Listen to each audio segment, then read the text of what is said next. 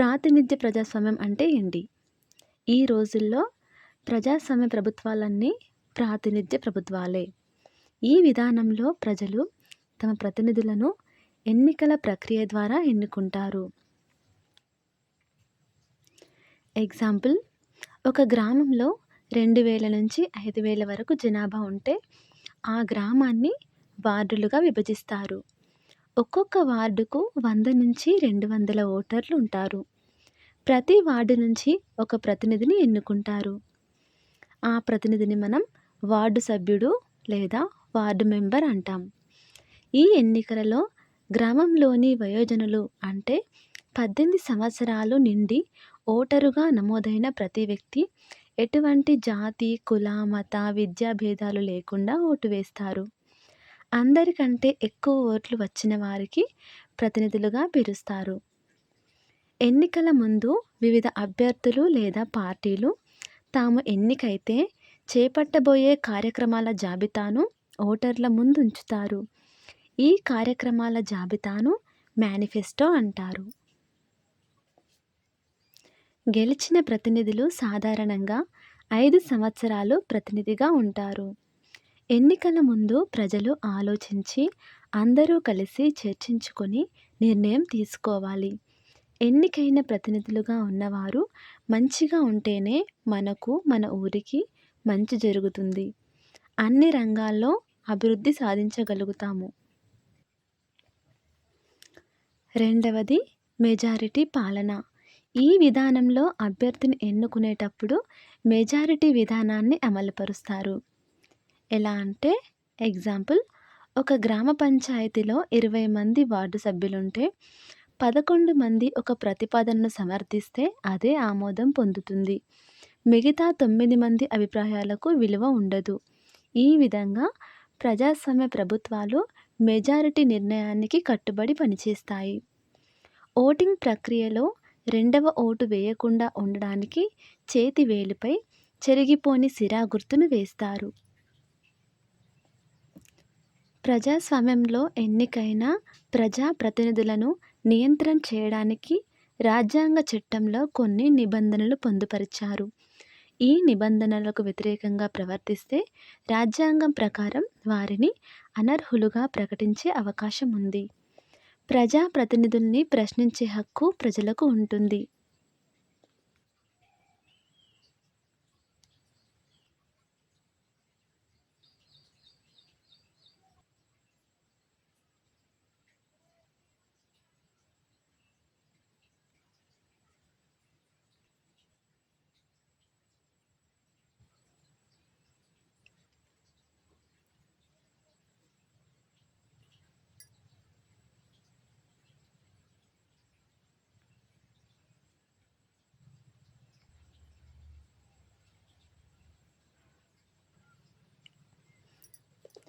Next 13th lesson, గ్రామ పంచాయతీలు. ప్రజాస్వామ్యబద్ధంగా నిర్వహించడానికి ప్రతి గ్రామంలో గ్రామ సభను ఏర్పాటు చేశారు. గ్రామ సభలో గ్రామ ఓటర్లు అందరూ సభ్యులుగా ఉంటారు. ఇది గ్రామ పంచాయతీ పనుల్ని పర్యవేక్షిస్తుంది, పరిశీలిస్తుంది. ఓటర్లు గ్రామ పంచాయతీ సభ్యులను అనగా వార్డు మెంబరు, సర్పంచ్ను ఎన్నుకుంటారు. దేశ, రాష్ట్ర స్థాయిలో అందరూ కలిసి నిర్ణయాలు తీసుకోవడం కష్టం కాబట్టి గ్రామ స్థాయిలో ప్రతి ఒక్కరూ పాల్గొనాలి. గత కొన్ని సంవత్సరాల నుంచి ఈ విధమైన పద్ధతి మన దేశంలో ఆచరణలో ఉంది. వార్డులు. ప్రతి గ్రామాన్ని కొన్ని వార్డులుగా విభజిస్తారు. ప్రతి వార్డులో దాదాపు ఓటర్ల సంఖ్య సమానంగా ఉంటుంది. ప్రతి వార్డు నుంచి ఒక వార్డు సభ్యుడు గ్రామ పంచాయతీకి ఎన్నికవుతాడు. ప్రతి గ్రామ పంచాయతీకి జనాభాను బట్టి 5 నుంచి 21 మంది వరకు వార్డు సభ్యులుగా ఉంటారు.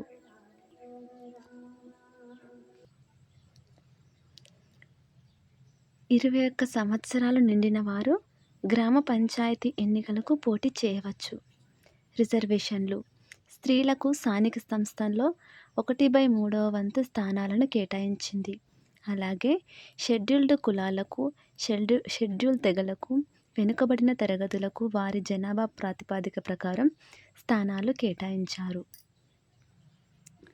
సర్పంచ్ గ్రామ పంచాయతీకి పెద్ద, గ్రామానికి మొదటి పౌరుడు. గ్రామ పంచాయతీ నిర్ణయాలను అమలు చేసే బాధ్యత సర్పంచ్ది. గ్రామ పంచాయతీకి వచ్చే ఆదాయ వ్యయాలకు కూడా సర్పంచే బాధ్యత వహిస్తాడు. ఎన్నికల తర్వాత సర్పంచ్, వార్డు సభ్యులు కలిసి తమలో ఒకరిని ఉప సర్పంచ్గా ఎన్నుకుంటారు. సర్పంచ్ లేనప్పుడు ఉప సర్పంచ్ ఆ బాధ్యతలు నిర్వహిస్తాడు. ప్రతి పంచాయతీకి ఒక ప్రభుత్వ ఉద్యోగి కార్యదర్శిగా ఉంటాడు. అతన్నే పంచాయత్ సెక్రటరీ అంటారు. ఈయన గ్రామ పంచాయతీ లెక్కలను, సమావేశాల విషయాలను నమోదు చేస్తాడు. పెద్ద గ్రామ పంచాయతీ అయితే ఆ పంచాయతీకి ఎక్కువ ఆదాయం ఉంటుంది కాబట్టి ఒక కార్యనిర్వహణ అధికారిని కూడా ప్రభుత్వం నియమిస్తుంది. గ్రామ పంచాయతీ ప్రజలకు అన్ని పౌర సౌకర్యాలు కల్పించడంలో ప్రత్యేక శ్రద్ధ తీసుకుంటుంది. చాలా గ్రామాల్లో గ్రామ పంచాయతీకి ఎక్కువ అధికారాలు ఇచ్చారు. ఆ పంచాయతీ బాధ్యతలు కూడా ఎక్కువే. కానీ తెలంగాణ వంటి కొన్ని రాష్ట్రాల్లో ఇంకా కొన్ని ముఖ్యమైన అధికారాలు గ్రామ పంచాయతీకి ఇవ్వలేదు. అందులో కొన్ని మార్కెట్ మీద అధికారం, భూమి అభివృద్ధి, అటవీ ఉత్పత్తులు, కుటీర పరిశ్రమలు, పేదలకు గృహ సౌకర్యాలు, విద్యుత్తు, పేదరిక నిర్మూలన, ప్రాథమిక ఆరోగ్య కేంద్రం నిర్వహణ మొదలైనవి. గ్రామ పంచాయతీ సమావేశం ప్రతి నెలకు ఒకసారి జరుగుతుంది. ప్రతి సమావేశానికి కనీసం సగం మంది సభ్యులు హాజరు కావాలి. అలా జరగని పక్షంలో సమావేశం రద్దు చేస్తారు. గ్రామానికి సంబంధించిన విషయాలను చర్చించి నిర్ణయం తీసుకొని ఆ ప్రతిపాదనను మండల, జిల్లా పరిషత్తులకు ఆమోదం కోసం పంపిస్తారు. గ్రామ పంచాయతీకి కొన్ని రకాల పన్నులు వసూలు చేసే అధికారం ఉంది. ఇంటి పన్ను, భూమి శిస్తు మొదలైనవి. వాటిని వసూలు చేస్తుంది. గ్రామ పంచాయతీకి సుమారుగా 1/3 వంతు ఆదాయం ఈ పన్నుల వల్ల సమకూరుతుంది. ప్రతి మండలంలో దాదాపు 20 గ్రామ పంచాయతీలు ఉంటాయి. జిల్లాలో ఉన్న అన్ని మండల పరిషత్తులు జిల్లా పరిషత్ ఆధ్వర్యంలో పనిచేస్తాయి. మండల పరిషత్ ప్రాదేశిక నియోజకవర్గ సభ్యుల్ని ప్రజలు ఎన్నుకుంటారు. వీరినే ఎంపీటీసీ అంటారు. ఎంపీటీసీ అంటే మండల పరిషత్ టెరిటోరియల్ కాన్స్టిట్యుయెన్సీ. అలాగే జిల్లా పరిషత్ ప్రాదేశిక నియోజకవర్గ సభ్యులను కూడా ఎన్నికల ప్రక్రియ ద్వారా ఎన్నుకుంటారు. వీరిని జెడ్పీటీసీ అంటారు. అంటే జిల్లా పరిషత్ టెరిటోరియల్ కాన్స్టిట్యుయెన్సీస్. కొంతమంది నామినేట్ చేయబడతారు. జంగమ్మ హాజిపల్లి. హాజిపల్లి మహబూబ్ నగర్ జిల్లాలో ఒక చిన్న గ్రామం. ఈ గ్రామానికి సంబంధించిన ఎన్నో అభివృద్ధి పనులు ఆ గ్రామ సర్పంచ్ అయిన జంగమ్మ చేపట్టి ఎంతోమందికి ఆదర్శంగా నిలిచారు.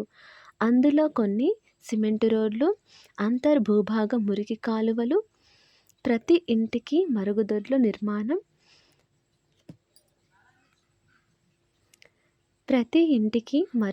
నిర్మాణం, పాఠశాలల్లో, అంగన్వాడీలలో, పంచాయతీలలో మరుగుదొడ్లు, మంచినీటి ట్యాంకు మొదలైనవి నిర్మించారు. దీనికి ఫలితంగా 2008లో హాజిపల్లి గ్రామ పంచాయతీకి రాష్ట్ర ప్రభుత్వం ఇచ్చే శుభ్రం అవార్డుకు ఎన్నికైంది. తర్వాత డిసెంబర్ 2008లో భారత ప్రభుత్వం నిర్మల్ గ్రామ పురస్కారం రాష్ట్రపతి శ్రీమతి ప్రతిభా పాటిల్ చేతుల మీదుగా బహుకరించారు.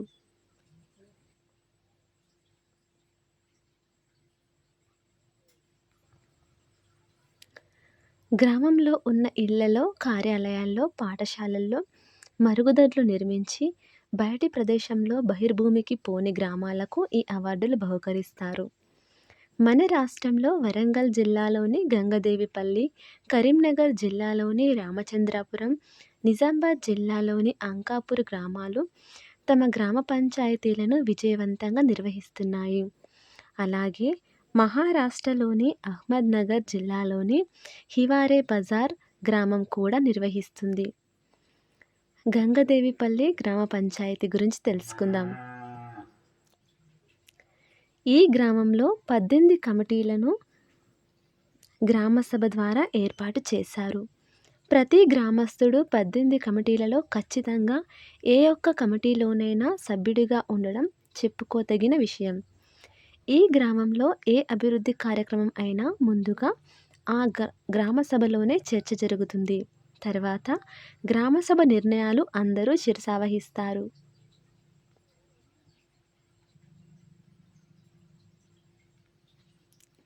నెక్స్ట్ 14th లెసన్ పట్టణ ప్రాంతంలో స్థానిక స్వపరిపాలన. నగరాల్లోనూ పట్టణాల్లోనూ పౌర సౌకర్యాలు కల్పించడం చాలా కష్టమైన పని. దీనికి చాలా పెద్ద వ్యవస్థ అవసరం. ఈ వ్యవస్థనే పురపాలక సంస్థ అంటారు. జనాభాను దృష్టిలో పెట్టుకొని మనకు 3 రకాల పురపాలక సంస్థలు ఉన్నాయి. అవి నగర పంచాయతీ, మున్సిపల్ కౌన్సిల్, మున్సిపల్ కార్పొరేషన్. 20,000 నుంచి 40,000 జనాభా ఉంటే దాన్ని నగర పంచాయతీ అంటారు. 40,000 నుంచి 3 లక్షల వరకు జనాభా ఉంటే దాన్ని మున్సిపల్ కౌన్సిల్ అంటారు. 3 లక్షల పైన జనాభా ఉంటే మున్సిపల్ కార్పొరేషన్ అంటారు. మున్సిపాలిటీల ఏర్పాటు. గ్రామ పంచాయతీ లాగానే పురపాలక సంస్థలు కూడా ఎన్నికల ద్వారా ఏర్పాటవుతాయి. నగర ప్రాంతాలను కూడా వార్డులుగా, డివిజన్లుగా విభజిస్తారు. వార్డులకు ప్రతినిధులను ప్రజలు ఎన్నుకుంటారు. ఈ ప్రతినిధులను పురపాలక సంస్థలో కౌన్సిలర్ అని, కార్పొరేషన్లో కార్పొరేటర్ అని పిలుస్తారు. వార్డు కౌన్సిలర్తో పాటు చైర్మన్ లేదా మేయర్ ఈ సంస్థలకి పెద్దగా వ్యవహరిస్తారు. పురపాలక సంఘం పనులు. పురపాలక సంఘాలు చాలా పనులు చేస్తాయి.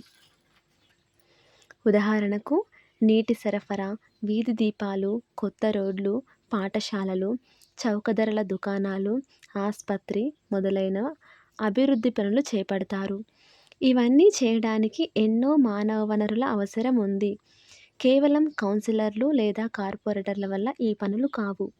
ఈ పనుల కోసం పురపాలక సంఘాలు చాలామంది ఉద్యోగులను, అధికారుల్ని, అకౌంటెంట్లను, గుమాస్తాలను నియమిస్తుంది. అలాగే మున్సిపాలిటీని ఎన్నో విభాగాలుగా విభజిస్తారు. ప్రతి విభాగానికి ఒక అధికారిని నియమించి బాధ్యతలు అప్పజెప్పుతారు. కౌన్సిలర్లు ప్రజలతో కలిసి ఉండి వారి సమస్యలు, అవసరాలు తెలుసుకొని పురపాలక సమావేశంలో చర్చిస్తారు. వివిధ రకాల పనులు చేపట్టడానికి పురపాలక సంఘానికి కొన్ని కమిటీలుంటాయి. వీటిలో కౌన్సిలర్లకు ముఖ్య భూమిక ఉంటుంది. ఈ కమిటీలు వివిధ విభాగాలు చేస్తున్న పనిని పరిశీలిస్తాయి. ఇది పురపాలక ప్రణాళికలను కూడా తయారు చేస్తాయి. తర్వాత ప్రతిపాదనలను తయారు చేసి పురపాలక సంఘాల సమావేశంలో చర్చించి అన్ని నిర్ణయాలు తీసుకుంటారు. ఈ నిర్ణయాలను అధికారులు, ఉద్యోగులు అమలుపరుస్తారు. పురపాలక సంఘం ఎన్నో రకాల పన్నులను విధిస్తుంది. ఉదాహరణకు ఇంటి పన్ను, నీటి పన్ను, వీధి దీపాలపై పన్ను, దుకాణాల మీద పన్ను, సినిమా టికెట్ల మీద పన్ను ఎక్సెట్రా. ఈ పన్నుల మీద వచ్చే ఆదాయం పురపాలక సంస్థ పనులకు సరిపోదు. అందుకే ఈ సంస్థ ప్రభుత్వం ఇచ్చే గ్రాంటుల మీద ఆధారపడుతుంది. Sub contracting work. మెరుగైన సేవలు అందించడానికి చాలా పురపాలక సంఘాలు ప్రైవేటు కాంట్రాక్టర్లపై ఆధారపడుతున్నాయి. దీన్నే సబ్ కాంట్రాక్టింగ్ అంటారు. ఇంతకు ముందు ఈ పనులు పురపాలక సంఘ ఉద్యోగులు చేసేవారు. ఇప్పుడు వీటిని ప్రైవేటు వ్యక్తులు చేస్తున్నారు. కేస్ స్టడీ ఆఫ్ వేములవాడ నగర పంచాయతీ. వేములవాడ నగర పంచాయతీ కరీంనగర్ జిల్లా కేంద్రం నుంచి 33 కిలోమీటర్ల దూరంలో ఉంది. 20 వార్డులు కలిగి ఉన్న ఈ నగర పంచాయతీ 2011 వరకు మేజర్ గ్రామ పంచాయతీగా ఉండేది. ఇక్కడి శ్రీ రాజరాజేశ్వర స్వామి దేవస్థానం ప్రసిద్ధి చెందిన పుణ్యక్షేత్రం. ఈ పట్టణం ప్రత్యేకమైన తాగునీటి వ్యవస్థను కలిగి ఉంది. ఈ వ్యవస్థను ఆకాశగంగా అని పిలుస్తారు. ఇది 2003లో ప్రారంభమైంది. స్తంభాల ఆధారంగా పైనుండి పైపు లైను వేసి నీటిని సరఫరా చేస్తారు. స్వజలధార పథకం ద్వారా వేయబడిన ఈ పైపు లైను ప్రతి 10-15 కుటుంబాలకు కలిపి ఒక నల్లా ఏర్పాటు చేశారు. ఈ విధంగా 5,000 కుటుంబాలకు రక్షిత మంచినీటి సరఫరా జరుగుతుంది. నెక్స్ట్ 15th లెసన్ మన సమాజంలో వైవిధ్యం. భారతదేశం పాకిస్తాన్ సరిహద్దు ప్రాంతంలో థార్ ఎడారి ఉంది.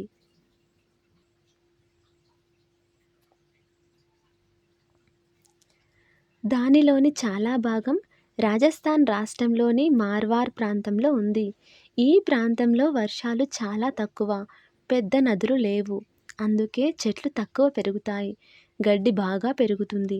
ఇక్కడి ప్రజలు గొర్రెలను, మేకలను, ఒంటెలను మేపడం మీద ఆధారపడతారు.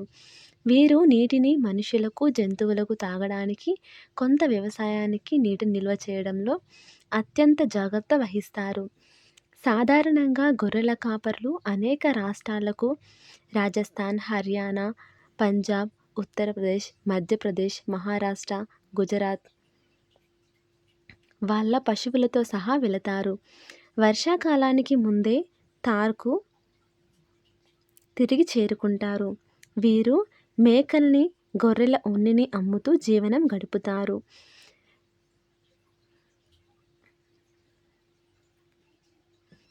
ఇరాన్, ఆఫ్ఘనిస్తాన్ల నుండి వచ్చేవారు లేదా ఆ దేశాలకు వెళ్ళే వర్తకులు ఈ ఎడారి ప్రాంతం గుండానే వెళుతారు. వారికి అనువైన ప్రాంతాలలో ఇక్కడ విడిది చేస్తారు. అందువల్ల క్రమంగా ఈ ప్రాంతంలో జైసల్మేర్, బికనేర్, జోధ్పూర్ వంటివి ముఖ్యమైన పట్టణాలుగా ఎదిగాయి. వర్తకులతో పాటు గుజరాత్లోని ద్వారకా, రాజస్థాన్లోని అజ్మీర్, పుష్కర్ సరస్సును, అరబ్లోని మక్కా, మదీనాను సందర్శించే యాత్రికులు ఈ ప్రాంతం నుంచే వెళతారు. అరబ్లోని మక్కా, మదీనాను సందర్శించే యాత్రికులు ఈ ప్రాంతం నుంచే వెళతారు. ఈ విధంగా శతాబ్దాలకు పైబడి వివిధ మతాలకు చెందిన ప్రజలు అంటే బొహరా ముస్లింలు, సున్నీ ముస్లింలు, షియా ముస్లింలు, జైనులు, శైవులు, వైష్ణవులు, సిక్కులు ఇక్కడి పట్టణాలు, గ్రామాల్లో స్థిరపడ్డారు. ఇక్కడి నుండి దేశంలోని వివిధ ప్రాంతాలకు వెళ్ళి అక్కడే స్థిరపడ్డారు. దాదాపు 50 సంవత్సరాల క్రితం థార్ ఎడారి ప్రాంతానికి నీరు తీసుకురావడానికి పంజాబ్లోని నదుల నుంచి ఒక పెద్ద కాలువ నిర్మించారు. ఈ కాలువ వెంబడి నూతన, సంపన్న గ్రామాలు వెలిశాయి. పంజాబ్, హర్యానాల నుంచి అనేక మంది ప్రజలు వచ్చి ఈ నూతన గ్రామంలో స్థిరపడ్డారు. ఇక్కడి ప్రజలు ఒకప్పుడు సజ్జ రొట్టెలను పెసరపప్పు లేదా మినపప్పుతో తినేవారు. సంగ్రీ చెట్లు, ముళ్ళ పొదలకు కాసే కూరగాయలను తినేవారు. వాటిని ఎండబెట్టి నిల్వ చేసుకొని ఏడాది పొడవునా తినేవారు. కానీ ఇప్పుడు మనకు అక్కడ ఇడ్లీ సాంబార్ నుంచి పిజ్జాలు, ఐస్ క్రీంల వరకు అన్ని రకాల ఆహార పదార్థాలు దొరుకుతున్నాయి. ఈ ప్రాంతపు పశువులు బాగా పాలిస్తాయి. ఇక్కడి మార్వాడి వర్తకులు బెంగాల్ వెళ్ళి పసందైన మిఠాయిలు తయారు చేయడం నేర్చుకున్నారు. ఇప్పుడు ఈ ఎడారి ప్రాంతంలో ఆ మిఠాయిలను తయారు చేస్తున్నారు. ఈ మిఠాయిలకు ఇతర చిరుతిళ్లకు బికనీర్ ప్రసిద్ధిగాంచింది. థార్కు వచ్చిన ప్రజలంతా కొత్త హస్తకళలను, కొత్త బట్టలను, కొత్త రకాల ఆహార పదార్థాలను వెంటబెట్టుకొని వచ్చారు. థార్ ఎడారి వైవిధ్యాన్ని చూసి ఆనందించడానికి ప్రపంచంలోని వివిధ దేశాల నుంచి వేలాది యాత్రికులు ఈ ప్రాంతాన్ని సందర్శిస్తున్నారు. సిక్కిం. హిమాలయాల తూర్పు ప్రాంతంలో ఉన్న సిక్కిం చిన్న రాష్ట్రం. హిమాలయాలలో ఎత్తైన శిఖరాలలో ఒకటైన కాంచనగంగా సిక్కింలోనే ఉంది. ఈ ప్రాంతంలో లోయలు, పర్వతాలు, శీతాకాలంలో మంచుతో కూడిన సరస్సులు, దట్టమైన అడవులున్నాయి. ఈ ప్రాంతం సంవత్సరం పొడవునా చల్లగా, శీతాకాలంలో మంచుతోనూ కప్పి ఉంటుంది. వర్షాకాలంలో అధిక వర్షపాతం ఉంటుంది. లోయల గుండా అనేక నదులు ప్రవహిస్తాయి. ఇక్కడి ప్రజలు పర్వతపు వాలు ప్రాంతాలను చదును చేసి ఏర్పాటు చేసిన మెట్ల లాంటి మడులలో మొక్కజొన్న, వరి, గోధుమలు, యాలకులు, అల్లం వంటి పంటలను పండిస్తారు. వారు టీ తోటలను, నారింజ తోటలను కూడా పెంచుతారు. పాలు, మాంసం, ఉన్ని కోసం గొర్రెలను, జడబర్రెలను పోషిస్తారు. భారతదేశంలో నేపాల్, భూటాన్, టిబెట్, చైనాల సరిహద్దు ప్రాంతంలో సిక్కిం రాష్ట్రం ఉంది. అందువల్ల ఇక్కడ అన్ని ప్రదేశాల ప్రజలు స్థిరపడ్డారు. అందులో కొందరు నేపాలీయులు, టిబెటన్లు, భూటానీయులు ఉన్నారు. సిక్కింలో ప్రజలు 11 భాషలు మాట్లాడతారు. బౌద్ధ మతాన్ని తెచ్చిన టిబెటన్ లామాలతో వీళ్లకు అత్యంత సన్నిహితత్వం ఉంది. సిక్కింలో వీరు చాలా సుందరమైన మఠాలను నిర్మించారు. 1975 సంవత్సరం వరకు సిక్కిం స్వతంత్ర రాజ్యంగా చోగ్యాల్ రాజుల ఏలుబడిలో ఉండేది. ఆ సంవత్సరంలోనే భారతదేశంలో సిక్కిం ఒక రాష్ట్రంగా కలిసి ప్రజాస్వామిక ప్రభుత్వం ఏర్పడింది. థార్, సిక్కింలు రెండూ భారతదేశంలోనే ఉన్నాయి. థార్ అనేది ఎడారి ప్రాంతాన్ని కలిగి ఉంది. సిక్కిం హిమాలయ పర్వత శ్రేణిలో ఉంది.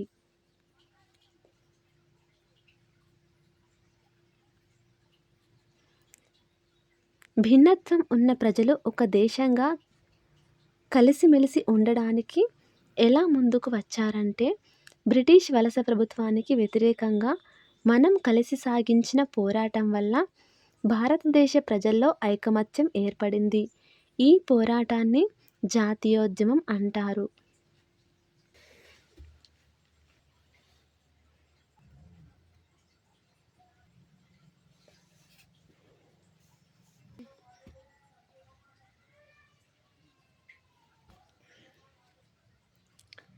జవహర్లాల్ నెహ్రూ భారత్ దర్శన అన్న తన పుస్తకంలో భారత ప్రజల ఐక్యత బయట నుంచి రుద్దింది కాదని, అది చాలా లోతైంది.